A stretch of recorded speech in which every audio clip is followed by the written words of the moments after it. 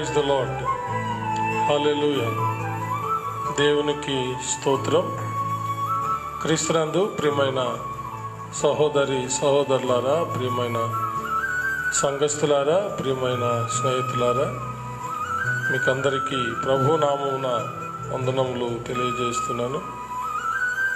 ఈరోజు ఉపవాస ప్రార్థన లైవ్ ప్రోగ్రాం ఇలా ఏర్పాటు చేసుకోవడానికి దేవుడు కృప దయచేశారు. ఉపవాసం ఉన్నటువంటి ప్రతి ఒక్కరిని బట్టి నేను దేవుని స్తుతిస్తున్నాను. ముఖ్యంగా కొత్తమిట్టుపాలెం మన షకీనా బ్రాంచ్ సంఘస్థులు ఈరోజు ఉపవాస దినం ప్రతిష్ఠించుకొని ఉపవాసం ఉన్నటువంటి ప్రతి ఒక్కరికి దేవుడు ఉపవాస ప్రార్థన ఫలం తప్పక దయచేస్తాడని నేను తెలియజేస్తున్నాను. దేవుడు నమ్మదగిన దేవుడు. తప్పకుండా ఉపవాస దినం కొరకు ప్రతిష్ఠించుకున్న ప్రతి ఒక్కరికి తప్పకుండా ప్రతిఫలం ఇస్తారు. ఉపవాసం ఉన్నా లేకపోయినా అందరూ ఈ యొక్క ప్రోగ్రాంలో పాల్గొని దైవాశీస్సులు పొందుకోండి. ప్రార్థన చేసుకొని ఈ యొక్క కూడికను మనం ప్రారంభించుకుందాం.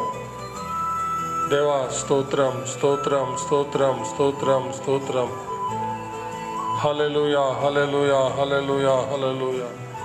స్తుతిపాత్రుడా, స్తోత్రార్హుడా, ఆరాధ్య దైవమా, సూర్యోదయం మొదలుకొని సూర్యాస్తమయం వరకు స్తుతింపదగిన దేవా యేసయ్యా, మీకు వందనములు, స్తుతులు, స్తోత్రములు చెల్లిస్తున్నాం. ఈరోజు ఉపవాస ప్రార్థన లైవ్ ప్రోగ్రాం ఏర్పాటు చేసుకోవడానికి కృప దయచేసినందుకు స్తోత్రములు. ఈ యొక్క కూడిక ఆద్యంతములు మీరు తోడుగుండండి. మీ ఆత్మ సహాయము చాలినంతగా దయచేయండి. పొంచి ఉన్న సాతాను అంధకార చీకటి శక్తులను, దురాత్మలను, వాటి క్రియలనన్నిటినీ నజరేయుడైన యేసు శక్తి గల నామములో బంధించి లయపరుస్తున్నాం తండ్రి. పరలోకమందు వాటిని బంధించి లయపరిచినందుకు స్తోత్రములు. ఆత్మలో స్తుతించడానికి, ఆత్మలో కీర్తించడానికి, ఆత్మతో సత్యంతో ఆరాధించడానికి, మీ వాక్య ప్రత్యక్షత ద్వారా మీ చిత్తాన్ని తెలుసుకొని మీ చిత్తాన్ని అనుసరించి నడవడానికి మీ కృప దయచేయమని ప్రార్థిస్తున్నాం. తద్వారా కలిగే మేలులు, దీవెనలు మాకు ప్రసాదించండి. మీ నమ్మదగిన హస్తాలకు ఈ కూడికను అప్పగించుకుంటూ క్రీస్తు పేర స్తుతించి ప్రార్థించి వేడుకొంచున్నాము పరమ తండ్రి, ఆమేన్. హల్లెలూయా. ఈ సమయంలో సండే స్కూల్ పిల్లలు 2 పాటలు పాడి దేవుడిని మహిమపరుస్తారు. అందరూ మీరు కూడా చప్పట్లు కొడుతూ ఆ పాటలతో మీరు కూడా ఏకీవించి దేవుడిని మహిమపరచండి. హల్లెలూయా. హల్లెలూయా. ఇప్పుడు మనందరం కలిసి ఏమని చెప్పను కలువరి ప్రేమను అనే పాట పాడుకుందాం.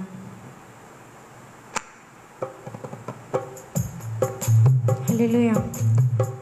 ఏమని చెప్పను కలువరి ప్రేమను, ఎంతని చెప్పను ఆ ప్రేమ లోతును.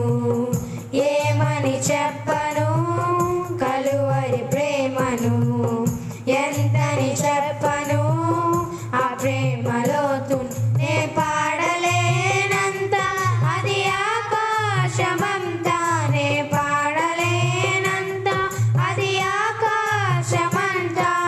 వేణోల చాటిన చాలనే చాలదంట, వేణోల చాటిన చాలనే చాలదంట.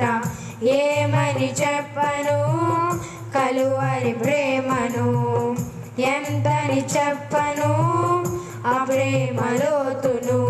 ఏ స్థితికైనా చాలిన ప్రేమ, ఎన్నడెన్నడు మారని ప్రేమ.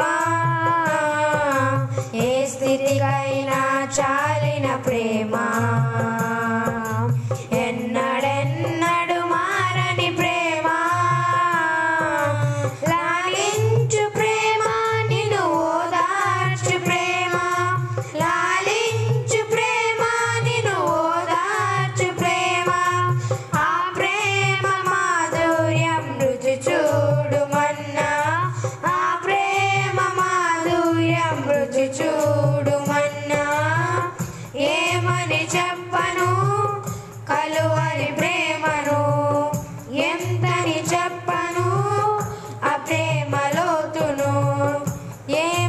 చెప్పను కలువరి ప్రేమను, ఎంతని చెప్పను ఆ ప్రేమ లోతును.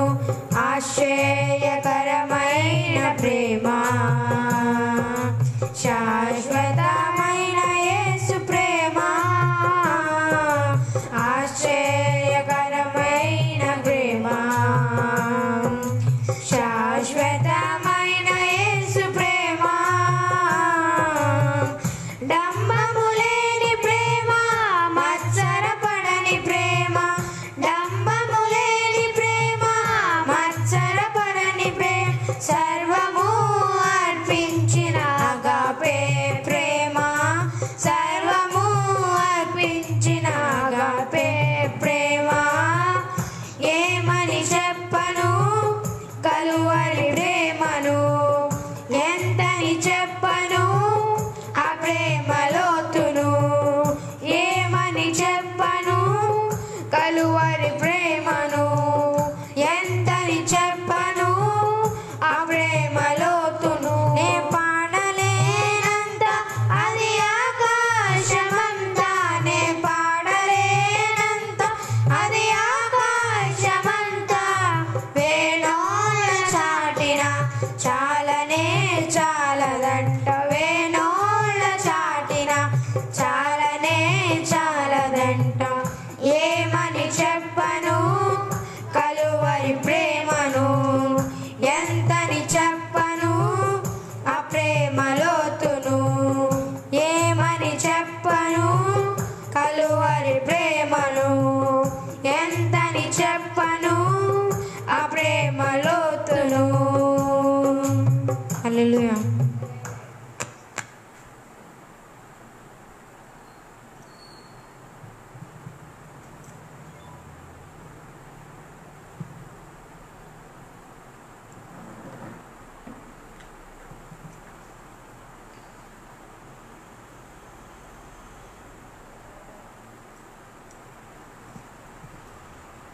హల్లెలూయా. నా చిన్ని ప్రార్థన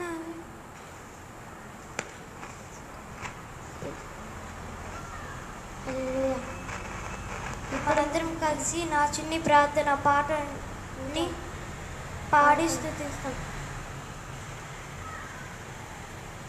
నా చిన్ని ప్రార్థన వింటాడు, వెంటనే ఉత్తరమిస్తాడు. నా చిన్ని ప్రార్థన వింటాడు, వెంటనే ఉత్తరమిస్తాడు. ఎప్పుడైనా ఎక్కడైనా అన్ని వేళలా కార్యం చేస్తాడు. ఎప్పుడైనా ఎక్కడైనా అన్ని వేళలా కార్యం చేస్తాడు. హల్లెలూయా హల్లెలూయా హల్లెలూయా హల్లెలూయా హల్లెలూయా హల్లెలూయా హల్లెలూయా హల్లెలూయా. నా చిన్ని ప్రార్థన వింటాడు, వెంటనే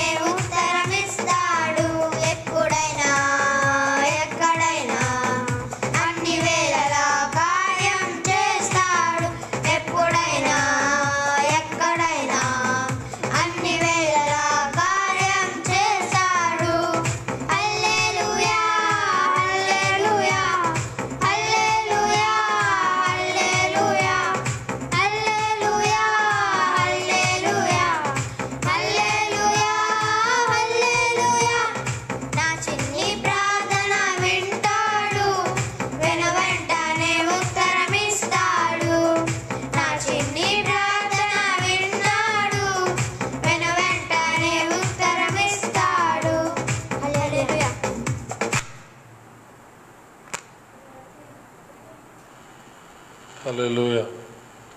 అలాగే మనం అందరం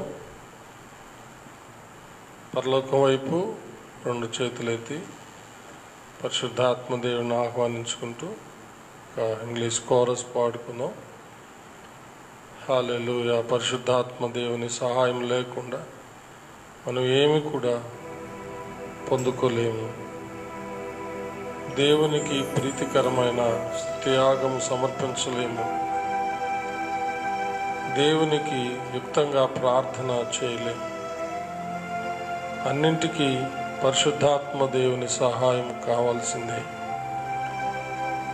అందరము చేతులు పరలోకం వైపు ఎత్తి ఈ యొక్క ఇంగ్లీష్ కోరస్ పాడుకుందాం. Holy spirit you are welcome in this place. Omnipotent Father of mercy and grace, you are welcome in this place. Holy Spirit, you are welcome in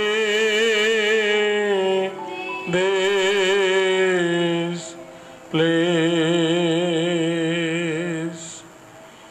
Omnipotent Father of mercy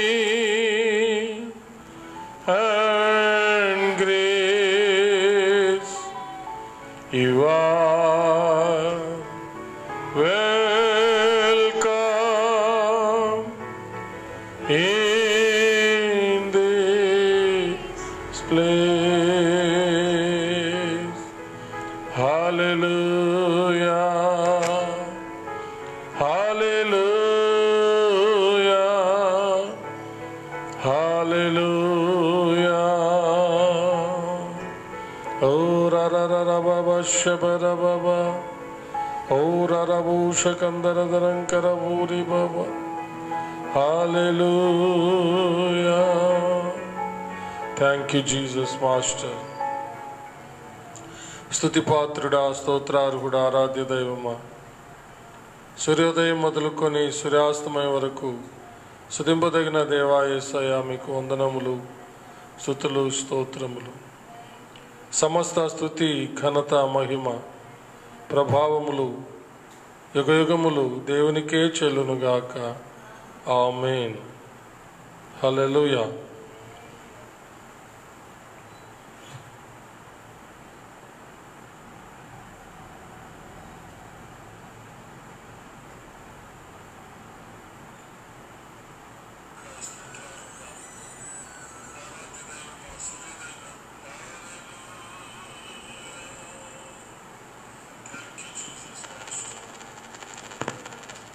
హల్లెలూయా.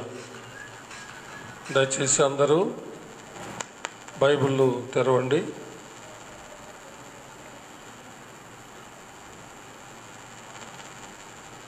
సామెతల గ్రంథము 1వ అధ్యాయము 32, 33 వచనాలు చదువుకుందాం.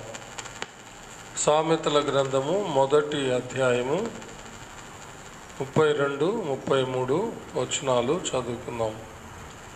జ్ఞానము లేనివారు దేవుని విసర్జించి నాశనమగుదురు. బుద్ధిహీనులు క్షేమము కలిగినదని మైమరచి నిర్మూలమగుదురు. నా ఉపదేశమును అంగీకరించువాడు సురక్షితముగా నివసించును. వాడు కీడు వచ్చునన్న భయము లేక నెమ్మదిగా ఉండును. దేవుడు తన పరిశుద్ధ వాక్యమును మన ఆత్మీయ మేళ నిమిత్తమై మన వినికిడిలో దీవించునుగాక. ఆమేన్. ప్రార్థన చేసుకుందామండి. అందరి తలలోంచి కళ్ళు మూసుకున్నట్లయితే ప్రార్థన చేసుకుందాం. మహాపరిశుద్ధుడు అయిన మా ప్రియ పరలోకపు తండ్రి, మీకు వందనములు, స్తుతులు, స్తోత్రములు చెల్లిస్తున్నాము. మీ దీన దాసుడనైన నన్ను మీ శిలువ చాటున మరుగు చేసుకుని నాతోనూ మా అందరితోనూ మాట్లాడమని క్రీస్తు పేర వేడుకొంచున్నాము పరమ తండ్రి. ఆమేన్. హల్లెలూయా. క్రీస్తునందు ప్రియమైన సహోదరి సహోదరులారా, ప్రియమైన సంఘస్థులారా, ప్రియమైన స్నేహితులారా, చదివిన వాక్య భాగాన్ని బట్టి ఒక అంశాన్ని నేను మీకు తెలియచేస్తాను. నశించకుండా సురక్షితముగా జీవించుట ఎలా, లేక నశించకుండా సురక్షితముగా నివసించుట ఎలా. సురక్షితంగా ఈ లోకంలో సురక్షితంగా మనం జీవించాలంటే ఎలా అనేది మనం చదివినటువంటి ఈ 2 వచనాల్లో చాలా స్పష్టంగా వ్రాయబడింది. అవి మనము క్లుప్తంగా ధ్యానించుకుందాం. మొదటిగా, మనము ఈ లోకంలో మన యొక్క బ్రతుకు దినాలన్నిట సురక్షితంగా జీవించాలంటే ఈ లోకంలో, ఈ యొక్క అత్యంత ప్రమాదకరమైనటువంటి లోకంలో సురక్షితంగా నివసించాలంటే మొట్టమొదటిగా మనము దేవుణ్ణి విసర్జించకూడదు. అదే 32వ వచనంలో వ్రాయబడింది. జ్ఞానము లేని వారు దేవుని విసర్జించి నాశనమగుదురు అని. బుద్ధిహీనులు క్షేమము కలిగినదని మైమరచి నిర్మూలమగుదురు అని రాయబడింది. కాబట్టి ఎవరు నశిస్తారు, ఎవరు నిర్మూలమైపోతారు అని అంటే దేవుణ్ణి విసర్జించేవాళ్ళు. కాబట్టి మనము ఈ లోకంలో జీవించినంత కాలం మనము నశించకుండా, నిర్మూలం కాకుండా మనము సుఖంగా జీవించాలంటే, సురక్షితంగా జీవించాలంటే మొట్టమొదటిగా మనం చదివిన లేఖన భాగాలను బట్టి దేవుణ్ణి విసర్జించకూడదు. సరే, ఎవరు దేవుణ్ణి విసర్జించేవారు అని మనం ప్రశ్నించుకుంటే, జ్ఞానము లేనివారు, బుద్ధిహీనులు దేవుణ్ణి విసర్జిస్తారని ఈ 32వ వచనంలో రాయబడింది. ఎవరు ఇక జ్ఞానము లేనివారు, బుద్ధిహీనులు అని అంటే, కీర్తనల గ్రంథము 14వ కీర్తన 1వ వచనం, 53వ కీర్తన 1వ వచనం ఏం చెప్తుందంటే, దేవుడు లేడని బుద్ధిహీనులు తమ హృదయములలో అనుకుంటారు అని వ్రాయబడింది. కాబట్టి ఎవరు దేవుణ్ణి విసర్జిస్తారు అంటే, దేవుడు లేడనేటటువంటి జ్ఞానము లేని, దేవుడు లేడని నమ్మేటటువంటి జ్ఞానం లేని వారు, బుద్ధిహీనులు అలా అనుకుంటారని బైబిల్ తెలియచేస్తూ ఉంది. కాబట్టి అలాంటి వారి కోవకు మనము చెందిన వాళ్ళం కాదు. అలాంటి వారితో ఎన్నడూ కూడా చేరకూడదు. తర్వాత బైబిలు దేవుణ్ణి విసర్జించిన వారు ఏమవుతారో అనేది కూడా చాలా స్పష్టంగా తెలియచేస్తూ ఉంది. కీర్తనల గ్రంథము 16వ కీర్తన 4వ వచనంలో మనం చూస్తే, దేవుణ్ణి విసర్జించినటువంటి వాళ్ళు అంటే జీవము కలిగినటువంటి నిజదేవుడైన యెహోవాను, యేసు ప్రభుల వారిని విసర్జించినటువంటి వారు విస్తారమైనటువంటి శ్రమలలో పడిపోతారు అని బైబిల్ తెలియచేస్తూ ఉంది. కీర్తనల గ్రంథం 16వ కీర్తన 4వ వచనము ఆ విషయాన్ని మనకు స్పష్టంగా తెలియచేస్తూ ఉంది. ఒకసారి ఆ వాక్య భాగాన్ని మనము చదువుకుందాం. కీర్తనల గ్రంథము 16వ కీర్తన 4వ వచనాన్ని చదువుకుందాం. యెహోవాను విడిచి వేరొకని అనుసరించు వారికి శ్రమలు విస్తరించును. కాబట్టి విస్తారమైనటువంటి శ్రమలలో పడిపోయేటటువంటి ప్రమాదం ఉంది దేవుణ్ణి విసర్జించినట్లయితే. అలాగనే 106వ కీర్తన 43వ వచనాన్ని కూడా మనము చదివినట్లయితే అక్కడ ఇశ్రాయేలీలు తమ దేవుడైనటువంటి యెహోవాను విసర్జించి అన్యులతో కలిసి వారి యొక్క విగ్రహములను పూజ చేసి వారు దేవునికి సుదూరంగా వెళ్ళి ఆయనకు వ్యతిరేకంగా తిరుగుబాటు చేసినందువల్ల వారు ఎంతో హీన దశకు వచ్చినట్టుగా బైబిలు తెలియచేస్తూ ఉంది. 106వ కీర్తన 43వ వచనము ఆ విషయాన్ని తెలియచేస్తూ ఉంది. అయినను వారు తమ ఆలోచనను అనుసరించి తిరుగుబాటు చేయుచు వచ్చిరి, తమ దోషము చేత హీన దశ నొందిరి. కాబట్టి ఇశ్రాయేలీలు తమ దేవుడైనటువంటి యెహోవాను, ఈ సర్వలోక సృష్టికర్త అయినటువంటి దేవుడైన యెహోవాను, వారిని ఏర్పరచుకున్నటువంటి తమ దేవుడైన జీవంగల దేవుని విడిచిపెట్టి వారు అన్యులతో కలిసి విగ్రహారాధికులైపోయి దేవుడిచ్చిన ఆజ్ఞను ఉల్లంఘించి వారు పాపులై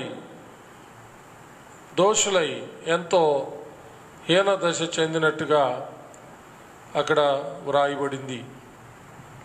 కాబట్టి దేవుని విసర్జించి జీవంగల దేవునికి దూరంగా వెళ్ళేటటువంటి వారు సురక్షితంగా ఈ లోకంలో జీవించలేరు, వారు సురక్షితంగా నివసించలేరు. అలాగే మనం దీని యొక్క సంపూర్ణ వివరణ మనం చూడాలంటే అదే కీర్తన 106వ కీర్తన 35వ వచనం నుండి మనము 45వ వచనం వరకు చదివితే దాని వివరణ చాలా చక్కగా ఇవ్వబడింది. అన్యజనులతో సహవాసం చేసి వారి క్రియలు నేర్చుకునిరి, వారి విగ్రహములకు పూజ చేసిరి, అవి వారికి ఉరి ఆయను. మరియు వారు తమ కుమారులను తమ కుమార్తెలను దయ్యములకు బలిగా అర్పించిరి. నిరపరాధ రక్తము అనగా తమ కుమారుల రక్తము తమ కుమార్తెల రక్తము ఒలికించిరి. కనాను దేశపు వారి బొమ్మలకు వారిని బలిగా అర్పించిరి. ఆ రక్తం వలన దేశము అపవిత్రమాయను, తమ క్రియల వలన వారు అపవిత్రులైరి, తమ నడవడిలో వ్యభిచరించిన వారైరి. కావున యెహోవా కోపము ఆయన ప్రజల మీద రగులుకొనెను, ఆయన తన స్వాస్థ్యమందు అసహ్యపడెను. ఆయన వారిని అన్యజనుల చేతికి అప్పగించెను, వారి పగవారు వారిని ఏలుచుండిరి, వారి శత్రువులు వారిని బాధ పెట్టిరి, వారు శత్రువుల చేతి క్రింద అనపబడిరి. అనేక పర్యాయములు ఆయన వారిని విడిపించెను. అయినను వారు తమ ఆలోచనను అనుసరించి తిరుగుబాటు చేయుచు వచ్చిరి, తమ దోషము చేత హీనదశ నొందిరి. అయినను వారి రోదనము తనకు వినబడగా వారికి కలిగిన శ్రమను ఆయన చూచెను. వారిని తలంచుకొని ఆయన తన నిబంధనను జ్ఞాపకం చేసుకునెను.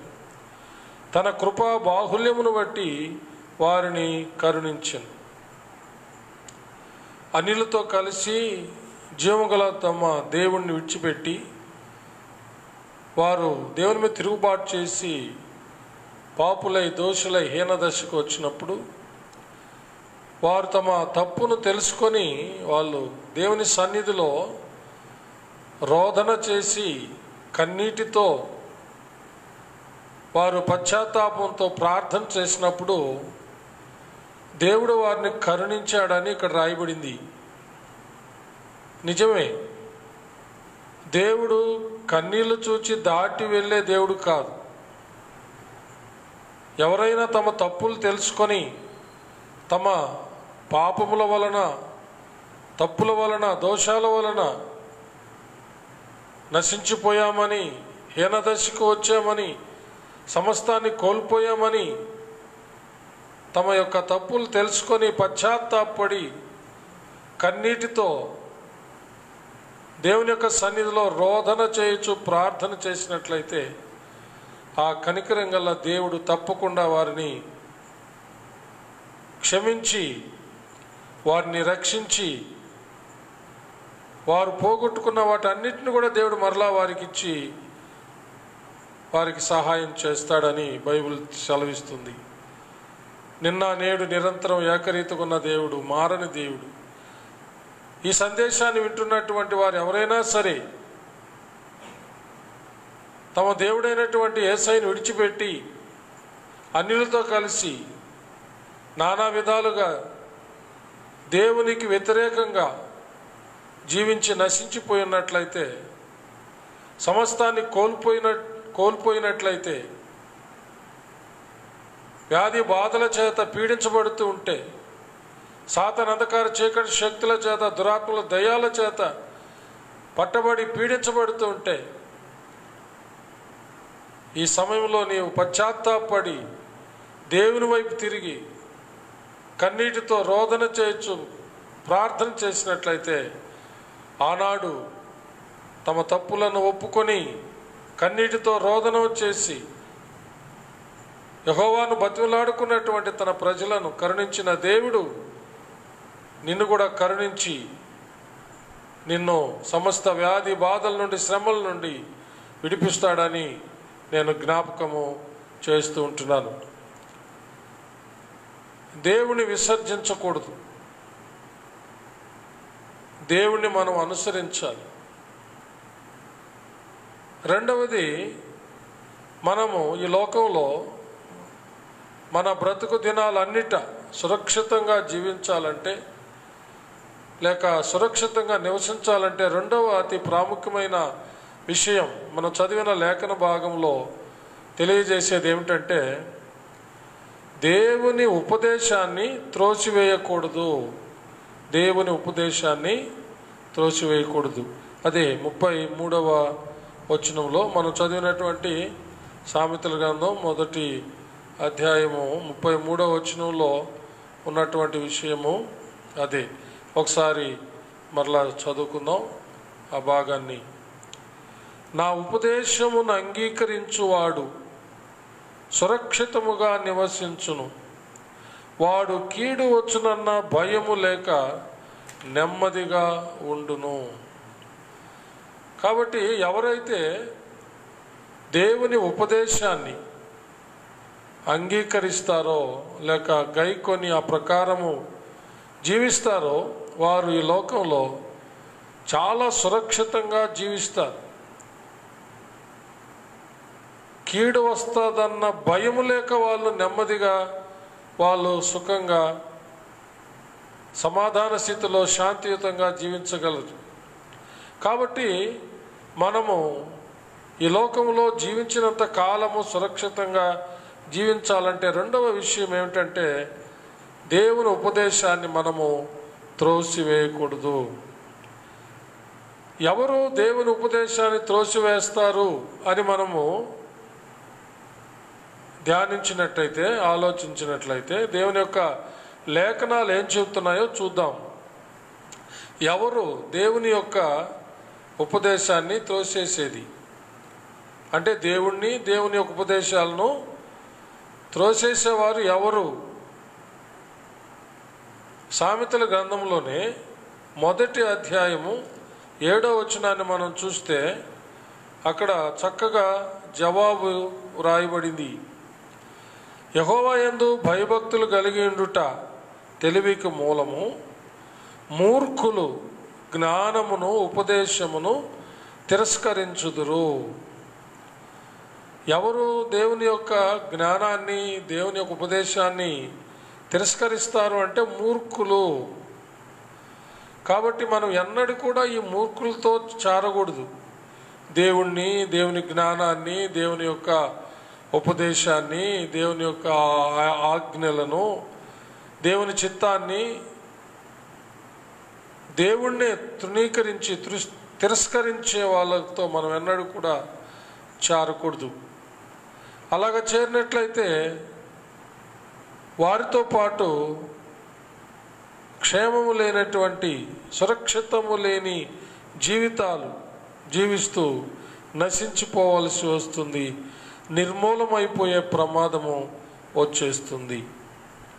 కాబట్టి మనము ఆ మూర్ఖుల జాబితాలో నుండి బయటికి రావాలి. ఎవరైనా వారితో చేరి ఉంటే దేవుని యొక్క జ్ఞానము అని ఎవరిని గురించి బైబిల్ చెప్తుందంటే, దేవుని ప్రియమైన కుమారుడు, లోకరక్షకుడు, అందరికీ ప్రభు అయినటువంటి క్రీస్తు యేసే దేవుని జ్ఞానము అని బైబిల్ స్పష్టంగా తెలియచేస్తూ ఉంది. అపోస్తులైన పౌలు గారు కొరింథీయులకు రాసిన మొదటి పత్రిక 1వ అధ్యాయము 24వ వచనము ఆ విషయాన్ని స్పష్టంగా తెలియచేస్తూ ఉంది. ఒకసారి మనం ఆ భాగాన్ని చదువుకుందాం. మొదటి పత్రిక, కొరింథీయులకు రాసిన మొదటి పత్రిక 1వ అధ్యాయము 24వ వచనము. ఆయన యూదులకు ఆటంకముగాను అన్యజనులకు వెర్రితనముగాను ఉన్నాడు గాని యూదులకేమి గ్రీసు దేశస్థులకేమి,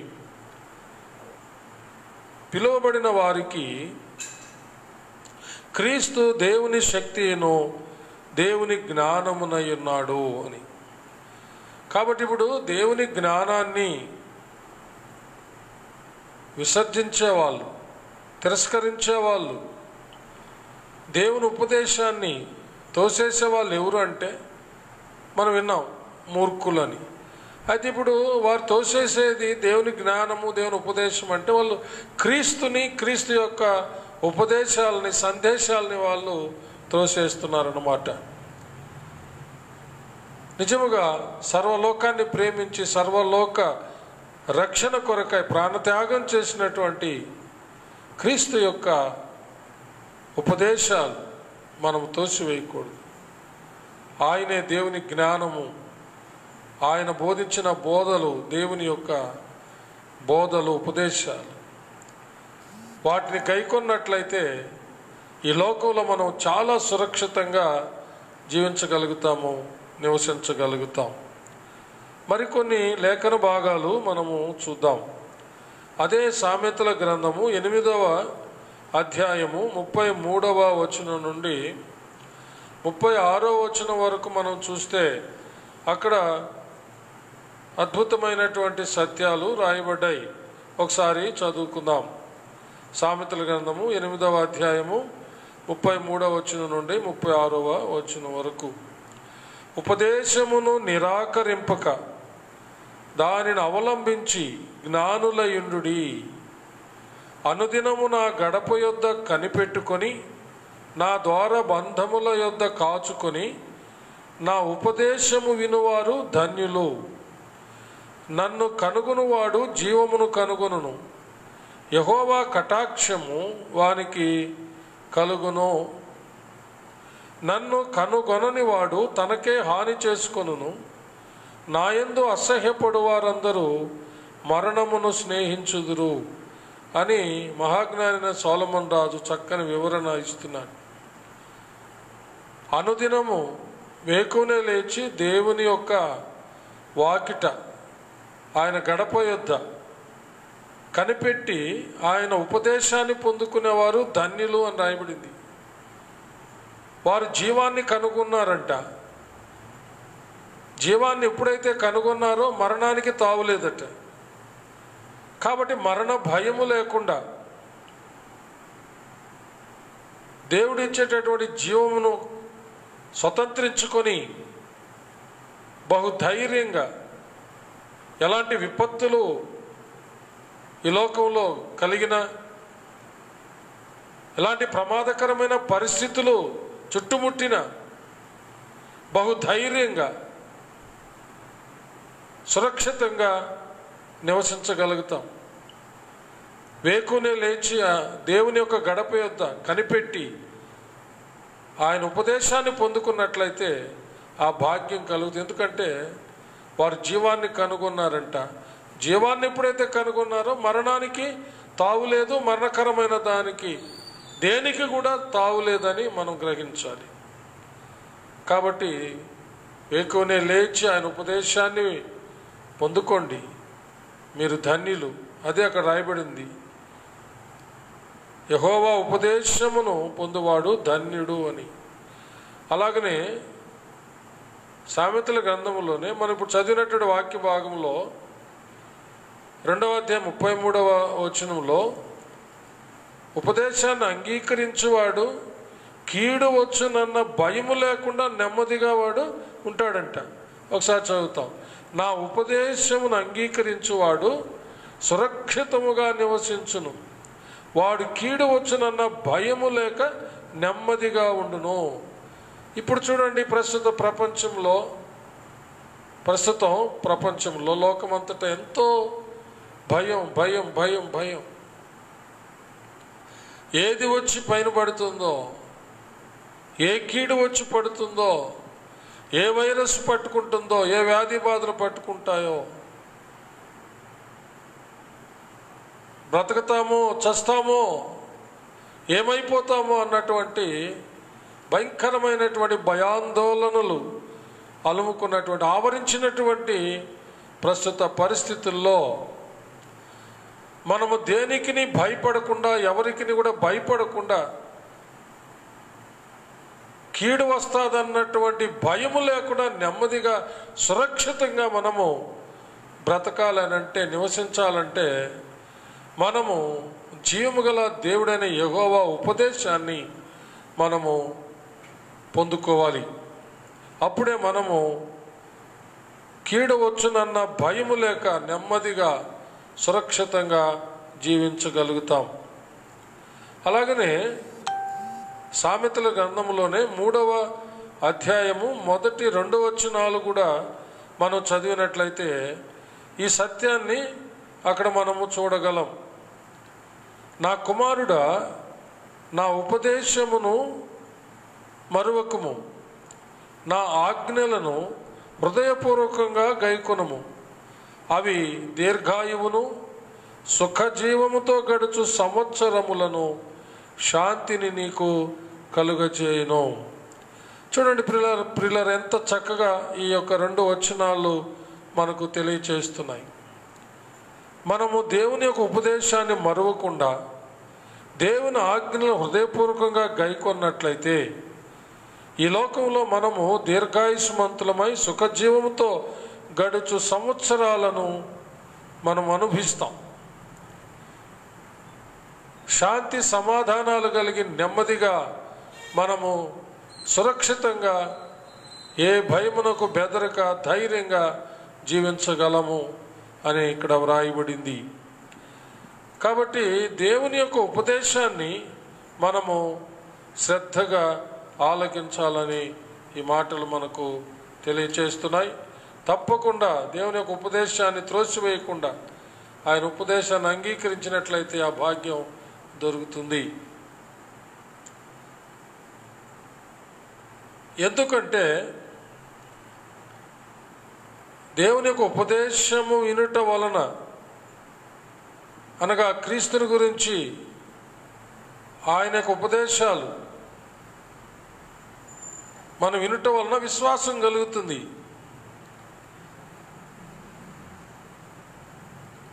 దేవుని ఉపదేశం వింటూ వింటూ వింటూ ఉన్నప్పుడు మనకెంతో విశ్వాసం కలుగుతుంది. అప్పుడు భయము పారిపోతుంది. ఏ కీడు వచ్చునని భయపడుతున్నామో అది మనకు సమీపంగా రాకుండా అది పారిపోతుంది. కాబట్టి దేవుని యొక్క వాక్యం సెలవిస్తున్న ప్రకారము అపోస్తల కార్యాల గ్రంథం 10వ అధ్యాయము 17వ వచనం ప్రకారము వినుట వలన విశ్వాసం కలుగునది, క్రీస్తుని గూర్చినటువంటి మాట వలన కలుగును అని రాయబడింది. కాబట్టి క్రీస్తుని గురించిన మాట, క్రీస్తు యొక్క ఉపదేశాలు పదే పదే వినుట ద్వారా విశ్వాసము వర్ధిల్లుతుంది. విశ్వాసములో నిలకడగా ఉండగలుగుతాం. ఎప్పుడైతే విశ్వాసములో నిలకడగా ఉండగలుగుతామో మనము కీడు వచ్చునన్న భయము లేకుండా నెమ్మదిగా సురక్షితంగా మనము జీవించగలుగుతాం లేక నివసించగలుగుతాం. హల్లెలూయా. ఒక ఎగ్జాంపుల్ మీ దృష్టికి తీసుకొస్తాను. రూతు గ్రంథంలో మనము నయోమి కుటుంబాన్ని మనం చూస్తాం. నయోమి తన భర్త, ఇద్దరు కుమారులు బెత్లెహేమును విడిచిపెట్టి వాళ్ళు మోయాబుకు వెళ్తారు.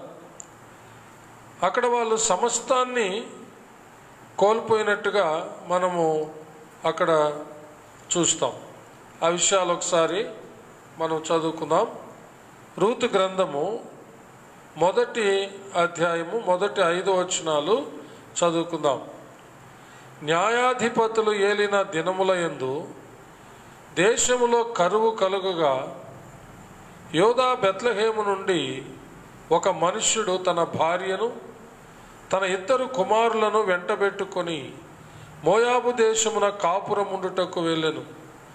ఆ మనుషుని పేరు ఎలీమెలకు, అతని భార్య పేరు నయోమి, అతని ఇద్దరు కుమారుల పేర్లు మహులోను కిల్యోను.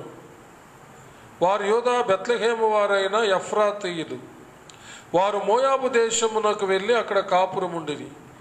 నయోమి పెనివిటైన ఎలీమెలకు చనిపోయిన తరువాత ఆమెయు ఆమె ఇద్దరు కుమారులను నిలిచి ఉండిరి. వారు మోయాబు స్త్రీలను పెళ్లి చేసుకొనిరి. వారిలో ఒక దాని పేరు ఓర్పా, రెండవ దాని పేరు రూతు.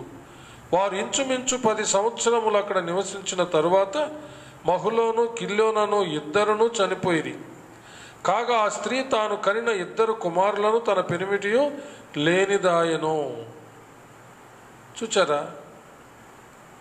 యోదా బెత్లెహేమును విడిచిపెట్టి అన్యుల దేశమైనటువంటి మోయాబుకు నయోమి తన కుటుంబంతో కూడా వెళ్ళింది. అంటే దేవుని యొక్క సన్నిధి నుండి లేక దేవుని యొక్క రెక్కల చాటు నుండి, సురక్షితమైనటువంటి దేవుని యొక్క రెక్కల చాటు నుండి వారు వెళ్ళారని మనం గ్రహించాలి. ఎవరైనా సరే దేవుని యొక్క సన్నిధి, దేవుని యొక్క రెక్కల చాటు నుంచి దూరంగా వెళితే అది సురక్షితమైనటువంటి స్థితి కాదు. సురక్షితమైనటువంటి స్థానం నుండి సురక్షితంగా నిన్ను కాపాడే దేవుని సన్నిధి, దేవుని యొక్క రెక్కల చాటు నుంచి దూరంగా పోవడమే. ఆ విధంగా నయోమి కుటుంబం అంతా అక్కడ స్పాయిల్ అయిపోయింది, అంతా పోగొట్టుకుంది. తర్వాత బెత్లెహేమును దేవుడు దర్శించాడని విని తను తిరిగి తనతో రావడానికి తనను హత్తుకొని వచ్చినటువంటి రూతును వెంటబెట్టుకొని తిరిగి బెత్లెహేముకు మరలా నయోమి వస్తుంది. రూతు బోయజు పొలములో పరిగె వేరుకోవడానికి ఆమె పంపబడుతుంది తన అత్తైన నయోమి ద్వారా. అక్కడ బోయజు ఆమెను కనుగొని బోయజు మాట్లాడిన అద్భుతమైనటువంటి మాట ఒకటి మీ దృష్టికి తీసుకొస్తాను. రూతు గ్రంథం 2వ అధ్యాయము 12వ వచనం. యెహోవా నీవు చేసిన దానికి ప్రతిఫలం ఇచ్చును, ఇశ్రాయేలీల దేవుడైన యెహోవా రెక్కల క్రింద సురక్షితముగా ఉండునట్లు నీవు వచ్చితివి. ఆయన నీకు సంపూర్ణమైన బహుమానమిచ్చునని ఆమెకు ఉత్తరమిచ్చెను. బోయేజు రూతును చూచి అనేక విషయాలు మాట్లాడుతూ ఆయన ఒక చక్కని విషయాన్ని తెలియచేశాడు. ఇశ్రాయేలుల దేవుడైన యెహోవా రెక్కల క్రింద సురక్షితముగా ఉండునట్లు నీవు వచ్చితివి. ఇది ఎంతైనా వాస్తవం ప్రియులారా. నీకు, నాకు, మనకు ఈ సందేశాన్ని వింటున్న వారు ఎవరైనా సరే సురక్షితంగా నీకు, నాకు జీవితం కలిగి ఉండాలంటే, సురక్షితంగా నీవు, నేను, మనం, మన కుటుంబాలతో ఈ లోకంలో నివసించాలంటే జీవం గల దేవుడైన యెహోవా రెక్కల చాటున మనం ఉండాలి. అప్పుడే మనము సురక్షితంగా జీవించగలము, సురక్షితంగా నివసించగలము. దేవుడటి కృప మనకందరికీ దయచేయునుగాక. ఆమేన్. ప్రార్థన చేసుకుందాం. దయచేసి అందరూ తలలోంచి కళ్ళు మూసుకొనండి. దేవుని యొక్క రెక్కల చాటున మనం ఆశ్రయించి దేవుని యొక్క శరణుజొచ్చి ఆయన రెక్కల చాటున మనం ఉన్నట్లయితే అప్పుడే మనం సురక్షితంగా ఉండగలం. మనం విన్నటువంటి దేవుని యొక్క వాక్యాన్ని సంపూర్ణంగా అర్థం చేసుకొని దేవుణ్ణి విడిచి దూరంగా వెళ్ళకుండా దేవుని యొక్క ఉపదేశాన్ని త్రోసివేయకుండా దేవుని యొక్క సన్నిధిలో దేవుని యొక్క ఉపదేశాన్ని వింటూ ఆయన రెక్కల చాటున ఆశ్రయించి మనము జీవించినట్లయితే మనకు, మన కుటుంబాలకు ఎంతో క్షేమమని నేను జ్ఞాపకము చేస్తున్నాను. అప్పుడే మనము ఏ కీడు వచ్చునన్న భయము లేకుండా నెమ్మదిగా, శాంతియుతంగా, సురక్షితంగా దేవుని యొక్క రెక్కల చాటున మనము జీవించగలుగుతాము, లేక నివసించగలుగుతాం. ప్రార్థించుకుందాం. మహాపరిశుద్ధుడు అయిన మా ప్రియ పరలోకపు తండ్రి, మీకు వందనములు, స్తుతులు, స్తోత్రములు చెల్లిస్తున్నాం. భద్రత, క్షేమము, సుఖము, నెమ్మది లేనటువంటి పరిస్థితుల్లో, భయంకరమైనటువంటి, ప్రమాదకరమైనటువంటి ప్రభా పరిస్థితుల్లో మేమున్నాం ప్రభా. అలాంటి మాకు ఎక్కడ సురక్షితమైనటువంటి భాగ్యం కలుగుతుంది, మేము ఎక్కడ సురక్షితంగా జీవించగలం, నివసించగలమో మాకు తెలియచేశారు. ఏ విధంగా మేము జీవించాలనో, ఎక్కడ ఉండాలనో మాకు స్పష్టంగా తెలియచేశారు. మీ ఉపదేశాన్ని ప్రభా మేము త్రోసివేయకుండా, అనగా మిమ్మల్ని త్రోసివేయకుండా, మీ ఉపదేశాన్ని త్రోసివేయకుండా మీ రెక్కల చాటున ఆశ్రయము కోరి మీ యొక్క రెక్కల చాటున ఒదిగి ఉన్నప్పుడు మాకు ఎంతో సురక్షితమైనటువంటి భాగ్యం, నెమ్మది, శాంతి, సమాధానం, ఆరోగ్యం, క్షేమము సమస్తము కూడా మేలుకరమైనటువంటి, ధన్యకరమైనటువంటి భాగ్యం మాకు దొరుకుతుందని మనవి చేశారు ప్రభువా. అట్టి భాగ్యము తండ్రి వాక్యం విన్న ప్రతి ఒక్కరికి దయచేయమని ప్రార్థిస్తున్నాం. ఏ భయానికి బెదరక ధైర్యంగా ఉండడానికి మీ కృప దయచేయండి. మీ యొక్క వాక్కులు వింటూ, మీ ఉపదేశాన్ని వింటూ, మీ ప్రియకుమారుడు మా ప్రియరక్షణ క్రీస్తు యేసును గురించిన మాటలు వింటూ విశ్వాసములో వర్ధిల్లుతూ, విశ్వాసములో నిలకడగా ఉండి, ఏ భయానికి బెదరక సురక్షితంగా మేము నెమ్మదిగా బ్రతుకుటకు మీ కృప దయచేయమని యేసు ప్రభుల వారి అతి శ్రేష్టమైన పరిశుద్ధ నామములో ప్రార్థించి వేడుకొంచున్నాము పరమ తండ్రి. ఆమేన్. నా ప్రాణమా యెహోవాను సన్నుతించుము. నా అంతరంగముననున్న సమస్తమా ఆయన పరిశుద్ధ నామమును సన్నుతించుము. నా ప్రాణమా యెహోవాను సన్నుతించుము. ఆయన చేసిన ఉపకారములలో దేనిని మరువకుము. ఆమేన్. మన పరమ తండ్రి అయిన దేవుని ప్రేమ, కుమారుడైన యేసుక్రీస్తు ప్రభుల వారి యొక్క కృప, పరిశుద్ధాత్మ దేవుని అన్యోన్య సహవాసము, సన్నిధి, కాపుదల, భద్రత, నడిపింపు ఇప్పుడు ఎల్లప్పుడూ సదాకాలము మీకందరికను, మీ బిడ్డలకు, మీ బిడ్డలకు మీరు కలిగి ఉన్న సమస్తానికి తోడై దీవించి ఆశీర్వదించి కాచు కాపాడునుగాక. ఆమేన్, ఆమేన్, ఆమేన్. May God bless you all. Yesayya నామములో మీకు అందరికీ వందనాలు. ఒకరొకరు సమాధానం తెలుపుకొని దేవుని యొక్క సన్నిధిలో ఏ భయానికి బెదరక నెమ్మదిగా, సురక్షితంగా, శాంతిని కలిగి జీవించండి. May God bless you all. Hallelujah.